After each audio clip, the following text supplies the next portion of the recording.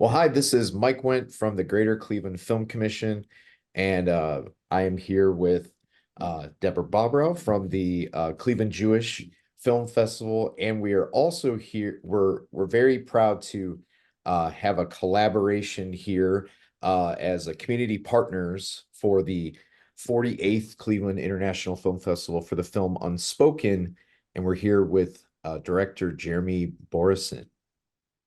Hello, hello. So Jeremy, tell us, I think one thing that's really interesting is that, you started as a production assistant here in Cleveland, working, I believe, Kings of Summer and Captain America, the Winter Soldier. Tell us, how your journey kind of started there and how you got to this film now. Yeah. Well, first of all, thank you both for having me here and also for partnering on the film. I really appreciate it. So when I was in college, I was studying film at University of Michigan, and during the summers, Ohio had this big tax credit at the time, and so I knew all these big movies were coming to film. And so after my freshman year of college, I kind of made it my goal to get on one of the sets. And so I reached out to the film commission, and I reached out to a bunch of friends who kind of knew somebody who knew somebody. And eventually I got connected to one of the costumers on Kings of Summer. And they said, we don't have a budget for anything, but if you want some experience, which is, how it happens a lot of the time, exposure, they said, we're happy to have an intern. So I worked for the whole set for free as a costume PA, essentially. So I was an intern that then I got the title of costume PA in the credits. And that was an amazing experience because it was my first time on a real set. So I was learning the lingo, I was learning how to interact with people. I knew I wanted to direct. And so I got the chance to be on set and watch the director, the AD, even the set PAs, because that to me was still new. And I was meeting a lot of people. So after that summer, the following summer, I heard that Captain America was coming, and again tried to make it my job to be on set. And this time, because I had a lot of people I knew, I reached out to some of the people from Kings of Summer to see if anyone was going to be on set. And it turned out that the costumer that hired me on Kings of Summer reached out to see if I wanted to be a costume PA on Captain America. Um, and I obviously was super excited to join. For me, I knew I didn't necessarily want to be in the costume department, but just getting to be on this huge production was so exciting. And again, got me to meet other people, learn from other people, see what happens on a set of that size when they shut down the Cleveland freeway for a month. I just, it was a scale that I'd never seen before. So I became a costume PA on Captain America Winter Soldier. And our department size quadrupled and budget way more so. And so it was just amazing to see what that kind of production looked like. And also it just again gave me experience for now when I'm directing to know what other uh, departments look like. Because even before Kings of Summer, I was doing a little bit. Like in high school, I worked on for like 2 days. I interned on Alex Cross when it was here in the art department, and just other small things here and there where I got to take little glimpses of what each department looks like, and that was really helpful for me when I was eventually directing to know, okay, costumes, this is what happens when I need something to change. I know what they need to go through in order to make that happen. So in addition to just experience and learning how to be on set, it ultimately helped me direct, which was great. Yeah, at the time I was on Captain America, and because I mean it was so large, it's kind of hard to probably make connections with everybody, but I do, as soon as I saw this movie got in and I saw your pictures on social media, I was like, I remember that guy. So very big congratulations on this. Deborah, do you have any questions for him about Sure. yeah. Jeremy, congrats on this film. We're so excited to be partnering with the Film Commission and at the film festival this year. Can you tell us a little bit about how the film came about? Is there some autobiographical experience in the film, and any other special Cleveland connections that I may or may not have seen in the film? Yeah. So a big portion of the film is based on a short film I did which played at the Cleveland Film Festival in 2019, called Boxes. And that was based on a true story of a friend of mine who, her grandmother was a survivor and a Holocaust survivor. And when she passed away, they found a marriage certificate with a man they had never heard of from before the Holocaust. And so my friend, who is also queer, had this experience of, she had been told not to come out to her grandmother, which is very common for queer grandchildren of survivors, because you're told they've been through enough. Don't tell them, it's too hard to bear. And when she found out the secret about her grandmother, she kind of felt like she was robbed of that opportunity to share her own secret. So we did a reimagining of what that would look like. And then through the process of screening Boxes, I started to realize, even though that's not what my movie was about, I realized there was this big taboo around LGBT persecution in the Holocaust, in a way that really mirrors the taboo in religious communities today. Like, it's just this thing you don't talk about. And I saw this irony that I really wanted to touch on about my community that I grew up in, which is a religious Orthodox community, modern Orthodox community in Cleveland, how we talk about the Holocaust a lot, and a big part of our identity is being victims. Not in a way that we, see ourselves as victims, but it's a big part of our history of being persecuted. And the irony of that compared to us still essentially targeting LGBT people and ignoring their stories. So I took that kernel of a story from my short film and adapted it to my own, I guess, upbringing.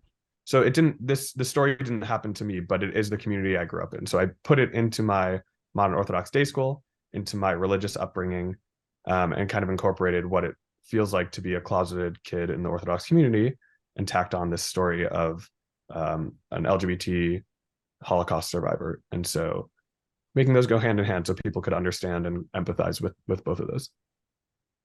Great. And I'd love for you to give a few little background on the Cleveland elements.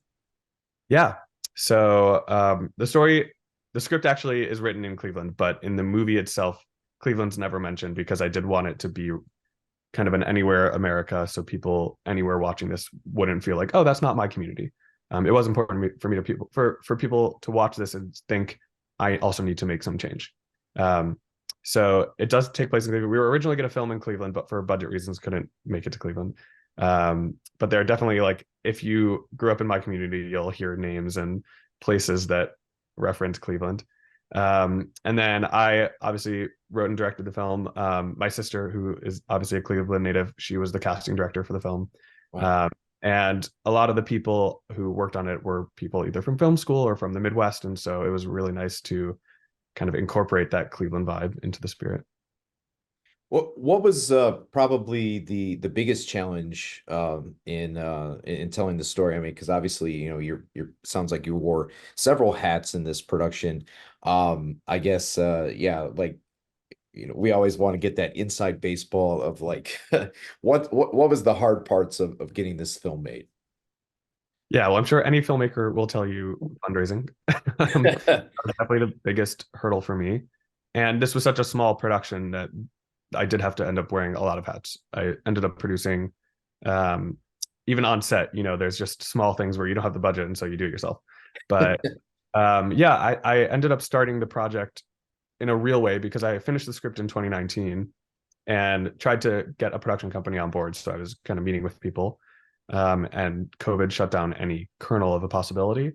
And I, kind of silver lining of losing all of my production work, I had a lot of free time. And so I started a Kickstarter for this project, and that blew up. And in 1 week, we were able to raise over 53,000 on Kickstarter. Amazing. And from over, I think, almost 500 donors. So it really showed me, number one, that people wanted this, that there was a community for it, and number two, that I could keep going. And so I used that momentum to help me raise the rest of the funding. And so that was about a year of fundraising until we ended up starting production in 2022. Wow. Yeah. Well, I would be remiss to mention that this does play this Sunday, April the 7th at 12:15. Deborah, do you have any more questions for Jeremy? I just had one more question, which is, do you have a sense of what the response has been from the Jewish community and from the queer community? so far to the film? And are there any surprises in those responses? The film is extremely sensitive and genuine, and I hope that people have the same reaction that I have. Thank you. Yeah, I mean, what's interesting is what I expected is the topic of LGBT just alone being part of the movie creates a barrier of entry to a lot of Orthodox communities. So what's nice about it is already a lot of the more liberal religious communities are already really embracing this story. And so I'm just going to have to work a little harder to get it towards communities who hear the word gay and automatically are turned off. But those who have seen it have had a really great response, because the point of the movie is there's nothing controversial, quote unquote, in it. And so it's not talking about anything other than this child's experience, which is true to a lot of us.